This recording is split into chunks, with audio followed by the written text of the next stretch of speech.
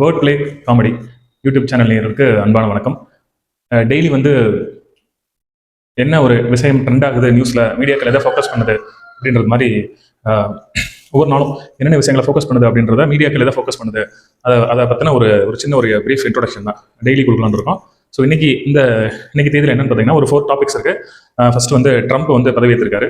ரெண்டாவது வந்து பரந்தூர் அந்த வில்லேஜுக்கு வந்து தாவேகாவோட செயலாளரோ அவர் வந்து விஜய் அவர்கள் வந்து மக்களை சந்திச்சிருக்காரு. மூணாவது பார்த்துக்கிட்டிங்க அப்படின்னா நம்ம ஐஐடி இயக்குனர் சார் சார் டைரக்டர் காமகோடி வந்து அவர்கள் வந்து மாட்டினுடைய கோமியத்தில் வந்து மருத்துவ குணங்கள் இருக்குன்னு சொல்லின ஒரு இஷ்யூ. ஃபோர்த் வந்து என்னன்னு பார்த்தோம் அப்படின்னா ஃபோர்த் வந்து ஜனவரி 26, 2025 வந்து ரிபப்ளிக் டே வரப்போகுது. அதை பற்றின ஒரு சின்ன விஷயம் தான். ஃபர்ஸ்ட் டாபிக்ல போகலாம்.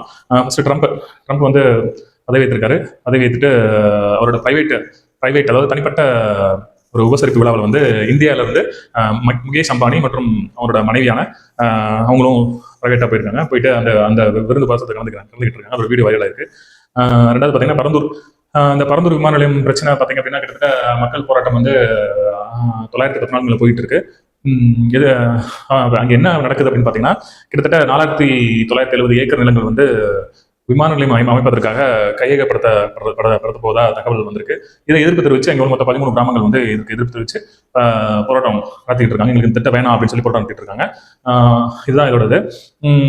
ஸோ அவங்க திட்டம் வேணாம்னு சொல்றதுக்கு காரணங்கள் என்னன்னா, எங்களுக்கு வந்து எங்கள் விவசாயங்கள் தான் தெரியும், எங்களுக்கு வந்து வேற எந்த இதுவும் தெரியாது. ஸோ எங்களுக்கு வந்து இந்த நிலங்களை வந்து நீங்க வந்து கையகப்படுத்தக்கூடாது அப்படின்ற மாதிரி போராட்டம். ஸோ தாவேகத்தில் விஜய் வந்து இந்த போராட்டத்தில் கலந்துக்கிட்டு விவசாயிகளுக்கு ஆதரவான நிற்பேன்னு சொல்லிட்டு ஒரு வார்த்தையை சொல்லியிருக்காரு. ஸோ அதுதான் அதுலேயே வந்து ஒரு கருத்தை முன்னிலைப்படுத்திருக்காரு. அரசு எப்படி அரட்டாபடி டங்ஸ்டன் பிரச்சனையில தமிழக அரசு ஒரு முடிவு எடுத்துச்சோ, அதே போல பரந்தூர் விமான நிலையம் அமைப்பதற்கு கொஞ்சம் தமிழக அரசு பற்றி யோசிக்கணும், மாற்று இடம் ஏதாவது ரெடி பண்ணி இங்க இருக்க மக்களோட வாழ்வாதாரத்தை பாதிக்காத அளவுக்கு கூட செய்யணுன்ற மாதிரி ஒரு ஸ்டேட்மெண்ட் சொல்லியிருக்காரு.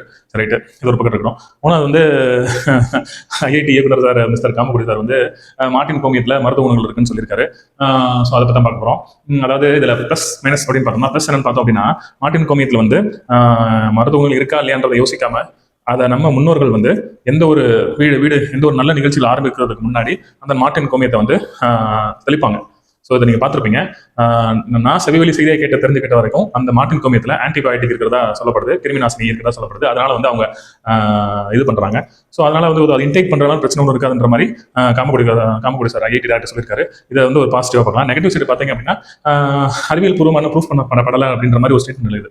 ஸோ இது ஒன்று ரைட், ஓகே. அடுத்த ஃபோர்த் வந்து நம்ம நாட்டோட 76வது குடியரசு தின விழா வந்து வருகிற ஜனவரி 26, 2025 கொண்டாடப்பட போகிறது.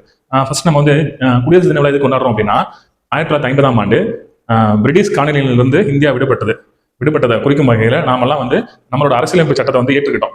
இந்த விஷயத்தை நினைவூட்டும் வகையில கொண்டாடப்படுகிறதா இந்த குடியரசு தின விழா. சரிங்களா? ஸோ எப்பவுமே குடியரசு தின விழால நாட்டினோட ஜனாதிபதி வந்து கொடியேற்றுவார். இதுதான் நடக்கும். அப்புறம் வந்து ராணுவ படைகள் தளவாடங்களை வந்து அரசு அணிவகுப்பு செய்யுங்க. அப்புறம் ஒவ்வொரு ஸ்டேட்ல மாநிலத்தில் உள்ள அவங்களோட பாரம்பரியம் ஊர்திகள் வந்து நடந்து போகும். இதுதான். அப்புறம் விமானப்படை வந்து சாகசம் பண்ணும். இந்த மாதிரி நிகழ்ச்சி நடைபெறுவது வழக்கம். ஸோ இதுதான் என்னோட ட்ரெண்டு. கடைசி அண்ணாமலை பிஜேபி தலைவர் அண்ணாமலை வந்து ஒரு கருத்து கேட்டிருக்காரு. பரந்தூர் விமான நிலையம் பற்றி விஜய் சந்திச்சதை பற்றி ஒரு கருத்து கேட்டிருக்காரு. என்னன்னா, சரி அங்கே விமானம் அமைக்க முடியலன்னா நீங்க ஒரு இடமா நல்லா தெரிவு பண்ணி சொல்லுங்க அப்படின்னு சொல்லியிருக்காரு. ரைட்டு. சரி, இன்னைக்கு ட்ரெண்ட் இதுதான். நாளைக்கு என்ன ட்ரெண்ட் நாளைக்கு பார்ப்போம். இந்த தகவல் உங்களுக்கு பிடிச்சிருந்துச்சுன்னா லைக் பண்ணுங்க, ஷேர் பண்ணுங்க, சப்ஸ்கிரைப் பண்ணுங்க. நன்றி, வணக்கம்.